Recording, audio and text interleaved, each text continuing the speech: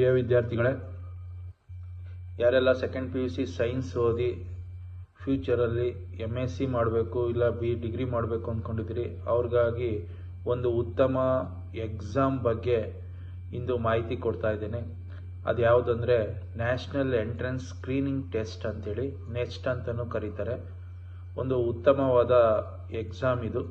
ಅದ್ರ ಬಗ್ಗೆ ಇಂದು ಮಾಹಿತಿ ಕೊಡ್ತಿದ್ದೀನಿ. ಕೊನೆವರೆಗೂ ಈ ವಿಡಿಯೋ ನೋಡಿದ್ರೆ ನಿಮಗೆ ಗೊತ್ತಾಗುತ್ತೆ ಇದು ಎಷ್ಟು ಉಪಯುಕ್ತವಾಗಿದ್ದು ಅಂತೇಳಿ.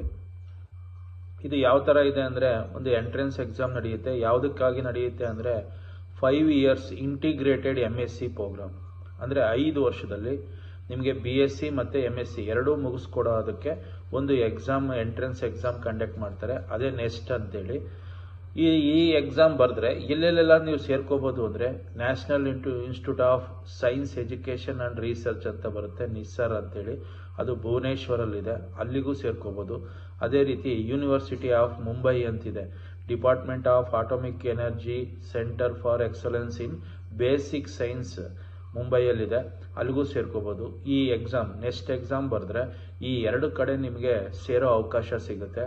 ಒಂದು ಉತ್ತಮವಾದ ಇಂಟಿಗ್ರೇಟೆಡ್ MSc ಪ್ರೋಗ್ರಾಮ್ ಇದು. ಇದರಲ್ಲಿ ಯಾವೆಲ್ಲ ಸಬ್ಜೆಕ್ಟ್ ಬರ್ತದೆ ಅಂದರೆ, ಬಯಾಲಜಿ ಇದೆ, ಕೆಮಿಸ್ಟ್ರಿ ಇದೆ, ಮ್ಯಾಥಮೆಟಿಕ್ಸ್ ಇದೆ, ಫಿಸಿಕ್ಸ್. ಅಂದರೆ ನೀವು 5 ವರ್ಷನೂ ಒಂದೇ ಸಬ್ಜೆಕ್ಟ್ನೇ ಓದ್ಬೋದು. ಈಗ ನಿಮಗೆ ಬಯಾಲಜಿ ಇಂಟ್ರೆಸ್ಟ್ ಇತ್ತು ಅಂದರೆ ಬಯಾಲಜಿನೇ 5 ಇಯರ್ಸ್ ನೀವು ಡಿಗ್ರಿ ಪ್ಲಸ್ ಮಾಸ್ಟರ್ ಡಿಗ್ರಿ ಎರಡೂ ಮಾಡ್ಕೊಳ್ಳೋ ಅಂಥ ಒಂದು ಅವಕಾಶ. 5 years programme focusing on biological science. ಇಲ್ಲ ನಿಮಗೆ ಕೆಮಿಸ್ಟ್ರಿ ಇಂಟ್ರೆಸ್ಟ್ ಇದ್ದರೆ ಕೆಮಿಸ್ಟ್ರಿ 5 ಇಯರ್ಸ್ ಬರೀ ಕೆಮಿಸ್ಟ್ರಿನೇ ಓದ್ಬೋದು. ಮ್ಯಾಥಮೆಟಿಕ್ಸ್ ಇಂಟ್ರೆಸ್ಟ್ ಇದ್ದರೆ ಮ್ಯಾಥಮೆಟಿಕ್ಸ್ 5 ಇಯರ್ಸ್ ಮಾಡ್ಬೋದು. ಅದೇ ರೀತಿ ಫಿಸಿಕ್ಸ್ ಇದ್ರೂ ಅಷ್ಟೇ 5 ಇಯರ್ಸ್ ಫಿಸಿಕ್ಸ್. ಇಲ್ಲಿ ಬರೀ ಫಿಸಿಕಲ್ ಸೈನ್ಸ್ ಬಗ್ಗೆನೇ ನಿಮಗೆ ಕೋಚಿಂಗ್ ಸಿಗ್ತದೆ. ಯಾರೆಲ್ಲ ಈ ಎಕ್ಸಾಮ್ನ ಬರಿಬೋದು ಅಂತ ಬಂದಾಗ, 12th ಸ್ಟ್ಯಾಂಡರ್ಡ್ ನಾನು ಆಲ್ರೆಡಿ ಹೇಳಿದ್ದೀನಿ, 12th ಸೈನ್ಸ್ ಓದಿರೋ ಅಂಥವ್ರು ಈ ಎಕ್ಸಾಮ್ನ ಬರಿಬೋದು. ಅಟ್ಲೀಸ್ಟ್ 60% ಮಾರ್ಕ್ಸು ತೊಗೊಂಡಿರಬೇಕು ಸಬ್ಜೆಕ್ಟ್ಸ್ಗಳಲ್ಲಿ. ಯಾವುದು ಫಿಸಿಕ್ಸು, ಕೆಮಿಸ್ಟ್ರಿ, ಮ್ಯಾಥ್ಸು, ಬಯಾಲಜಿಲಿ 60% ಅವರೇಜ್ ಇತ್ತು ಅಂದರೆ ಈ ಎಕ್ಸಾಮ್ ತಗೊಳ್ಳೋಕ್ಕೆ ನೀವು ಎಲಿಜಿಬಲ್ ಆಗ್ತೀರಿ. ಆಯಿತಾ? ಕಾಂಬಿನೇಷನ್ ಯಾವ್ದು ಓದಿರಬೇಕು ಅಂತಂದರೆ ಅದೇ ಹೇಳಿದ್ನಲ್ಲ, PCMB 4 ಫಸ್ಟ್ PUC ಮತ್ತು ಸೆಕೆಂಡ್ PUCಲಿ ಅದನ್ನು ಓದಿರಬೇಕು. ನೆಕ್ಸ್ಟ್ ಎಕ್ಸಾಮ್ನಲ್ಲಿ ಮೆರಿಟ್ ಲಿಸ್ಟಲ್ಲಿ ಚೆನ್ನಾಗಿ ಎಕ್ಸಾಮ್ ರಿಸಲ್ಟ್ ಬಂತು ಅಂದರೆ ನೀವು ಜಾಯ್ನ್ ಆಗ್ಬೋದು. ಈ ಎಕ್ಸಾಮ್ ತಗೊಳ್ಳೋಕ್ಕೆ ಅಪ್ಲಿಕೇಶನ್ ಫೀಸ್ ಎಷ್ಟು ಅಂತಂದರೆ, ಫೀಮೇಲ್ ಅಂದರೆ ಗರ್ಲ್ಸ್ಗೆ 700 ರೂಪೀಸ್ ಇದೆ. ಅದೇ ರೀತಿ SC ST ಬಾಯ್ಸ್ಗೆ 700 ರೂಪೀಸು. ಇನ್ನು ಅದರ್ ಮೇಲ್ ಕ್ಯಾಂಡಿಡೇಟ್ಸ್ ಏನಿದ್ದಾರೆ, OBC ಇರ್ಬೋದು, ಬೇರೆ ಎಲ್ಲರಿಗೂ 1400 ರೂಪೀಸು ಅಪ್ಲಿಕೇಶನ್ ಫೀಸ್ ಇದಾಗಿದೆ. ಯಾವ ರೀತಿ ಅಪ್ಲೈ ಮಾಡೋದು ಅಂದರೆ, ಈ ನೆಕ್ಸ್ಟ್ ವೆಬ್ಸೈಟ್ ಬರುತ್ತೆ, www.nextexam.in ಅಂತೇಳಿ ಒಂದು ವೆಬ್ಸೈಟ್ ಬರುತ್ತೆ. ಆ ವೆಬ್ಸೈಟ್ಗೆ ಹೋಗ್ಬಿಟ್ಟು ನೀವು ಅಲ್ಲಿ ಅಪ್ಲೈ ಮಾಡ್ತಾ ಹೋಗೋದು. ಅದೇ ರೀತಿ ಇಂಪಾರ್ಟೆಂಟ್ ಡೇಟ್ಸ್ ಅಂತ ಯಾವ್ಯಾವು ಅಂತ ಬಂದರೆ, ಅಪ್ಲಿಕೇಶನ್ ಹಾಕೋದಕ್ಕೆ ಸ್ಟಾರ್ಟ್ ಡೇಟ್ ಬಂದು ಫೆಬ್ರವರಿನಲ್ಲಿ ಸ್ಟಾರ್ಟ್ ಮಾಡ್ತದೆ. ಅದೇ ರೀತಿ ಕ್ಲೋಸಿಂಗ್ ಮೇನಲ್ಲಿ ಇರ್ತದೆ. ಅಡ್ಮಿಟ್ ಕಾರ್ಡ್ ಎಲ್ಲ ಜೂನಲ್ಲಿ ಸಿಗುತ್ತೆ. ನೆಕ್ಸ್ಟ್ ಎಕ್ಸಾಮ್ ಯಾವಾಗ ನಡೆಯುತ್ತೆ ಅಂದರೆ ಜೂನ್ ಲಾಸ್ಟ್ ವೀಕಲ್ಲಿ ನಡೀತದೆ. ಅನೌನ್ಸ್ಮೆಂಟ್ ಆಫ್ ರಿಸಲ್ಟ್ ನೆಕ್ಸ್ಟ್ ವೆಬ್ಸೈಟಲ್ಲಿ ನೀವು ನೋಡ್ತಾ ಇರಬೇಕು ರೆಗ್ಯುಲರಾಗಿ. ಆವಾಗ ಅಲ್ಲಿ ವೆಬ್ಸೈಟಲ್ಲಿ ಬಿಡ್ತಾರೆ ರಿಸಲ್ಟ್ನ. ಸೀಟ್ ಮೆಟ್ರಿಕ್ಸ್ ಯಾವ ಥರ ಇದೆ ಅಂದರೆ, ಒಟ್ಟು ನೋಡಿ ಈ ಎಕ್ಸಾಮಿಂದ ತಗೊಳ್ಳೋ ಅಂಥ ಸ್ಟೂಡೆಂಟ್ಸ್ ನಂಬರ್ಸ್ ಎಷ್ಟು ಅಂದರೆ ಓನ್ಲಿ 257. 257 ಜನಕ್ಕೋಸ್ಕರನೇ ಒಂದು ಎಕ್ಸಾಮ್ ಮಾಡ್ತಾ ಇರೋಂಥ ಒಂದು ಮುಖ್ಯವಾದ ಎಕ್ಸಾಮ್ ಇದು, ನೆಕ್ಸ್ಟ್ ಎಕ್ಸಾಮ್ ಅಂತೇಳಿ. ಎರಡೇ ಕಡೆ ನಿಸ್ಸರಲ್ಲಿ 200 ಸೀಟ್ ಇದೆ. ಅದೇ ರೀತಿ ಬಾಂಬೆ ಯೂನಿವರ್ಸಿಟಿ ಆಫ್ ಬಾಂಬೆನಲ್ಲಿ 257 ಇದೆ. ಒಟ್ಟು ಎರಡೂ ಸೇರಿ 257 ಸೀಟ್ ಅಷ್ಟೇ. ಆಯಿತಾ? ನಿಸ್ಸರಲ್ಲಿ 200, ಬಾಂಬೆ ಯೂನಿವರ್ಸಿಟಿ ಆಫ್ ಬಾಂಬೆನಲ್ಲಿ 57, ಟೋಟಲ್ 257 ಸೀಟ್ ಅಷ್ಟೇ ನಿಮಗೆ ಈ ಎಕ್ಸಾಮಿಂದ ಸಿಗೋ ಅಂಥದ್ದು. ರಿಸರ್ವೇಷನ್ ಅಂತ ಬಂದಾಗ 27% OBC NCL ಅವ್ರಿಗಿರುತ್ತೆ, 15% SC ಕ್ಯಾಟಗರಿಯವ್ರಿಗಿರುತ್ತೆ, 7.5% ST ಕ್ಯಾಟಗರಿ ಇರೋರಿಗಿರುತ್ತೆ, 5% reservation persons with disability PWD ಏನಿರುತ್ತಲ್ಲ. ಈ ಎಕ್ಸಾಮ್ ಎಲ್ಲೆಲ್ಲೆಲ್ಲ ಬರೀಬೋದು ಅಂದರೆ, ನಮ್ಮ ಕರ್ನಾಟಕದಲ್ಲಿ ನಾವು ಹೇಳಬೇಕು ಅಂದರೆ ಬೆಂಗಳೂರಲ್ಲಿ ಎಕ್ಸಾಮ್ ಸೆಂಟರ್ ಕೊಟ್ಟಿದ್ದಾರೆ, ಹುಬ್ಳಿನಲ್ಲಿ ಕೊಟ್ಟಿದ್ದಾರೆ, ಮಂಗಳೂರು, ಮೈಸೂರು. ಕರ್ನಾಟಕದಲ್ಲಿ ಈ 4 ಕಡೆ ಈ ಎಕ್ಸಾಮ್ನ ನಡೆಯೋದು.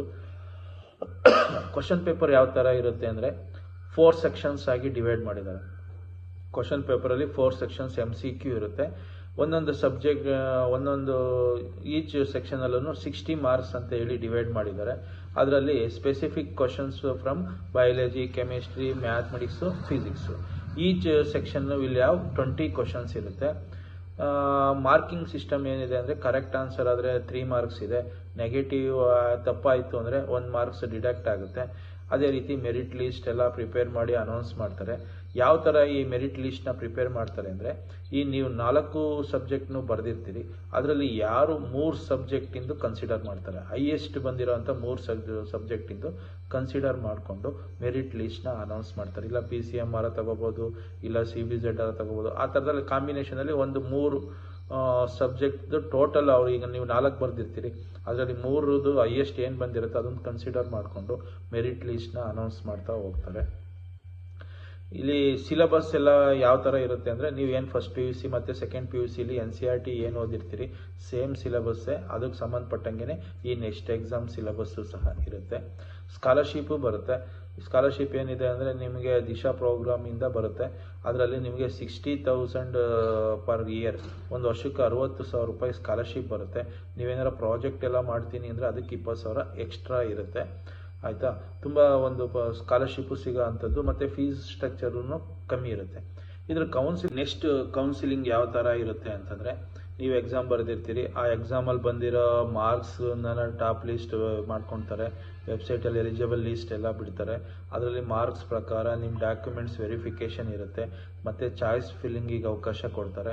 ಆಮೇಲೆ ಸಬ್ಜೆಕ್ಟ್, ನೀವು ಯಾವ ಸಬ್ಜೆಕ್ಟ್ ಸೆಲೆಕ್ಟ್ ಮಾಡ್ಕೋಬೇಕು, ಪ್ರಿಫರಬಲ್ ಕಾಲೇಜ್ ಯಾವುದು, 2 ಕಾಲೇಜ್ ಇರೋದು. ಒಂದು ಕಾಲೇಜ್ ಹೆಸರಲ್ಲಿ 200 ಇದೆ, ಬಾಂಬೆ ಯೂನಿವರ್ಸಿಟಿ ಆಫ್ ಬಾಂಬೆನಲ್ಲಿ 57 ಇದೆ. ಟೋಟಲ್ 257 ಸೀಟ್ಗೆ ಅಷ್ಟೇ ಎಕ್ಸಾಮ್ ನಡೀತಾ ಇರೋಂಥದ್ದು. ಇದರಲ್ಲಿ ಅದೇ ನಿಮ್ಮ ಮಾರ್ಕ್ಸ್ ಮೇಲೆ ರ್ಯಾಂಕಿಂಗ್ ಕೊಡ್ತಾರೆ. ಆ ರ್ಯಾಂಕಿಂಗ್ ಮೇಲೆ ನಿಮಗೆ ಈ ಸೀಟ್ ಅನೌನ್ಸ್ ಆಗ್ತದೆ. ಇದು ಒಂದು ಉಪಯುಕ್ತವಾದ ಮಾಹಿತಿ ಅಂತ ತಿಳ್ಕೊಂಡಿದ್ದೀನಿ. ಯಾರೆಲ್ಲ PUC ಸೈನ್ಸ್ ಓದಿದ್ದೀರಿ, ಫ್ಯೂಚರಲ್ಲಿ MSc ಮಾಡಬೇಕು ಅಂದ್ಕೊಂಡಿದ್ದೀರಿ, ಅವ್ರಿಗೆಲ್ಲ ಇದು ಒಂದು ಉತ್ತಮವಾದ ಎಕ್ಸಾಮು. ನೆಕ್ಸ್ಟ್ ಅಂತ ಹೇಳಿ 5 ಇಯರ್ಸ್ ಇಂಟಿಗ್ರೇಟೆಡ್ ಪ್ರೋಗ್ರಾಮ್ ನಡೆಯೋ ಅಂಥದ್ದು.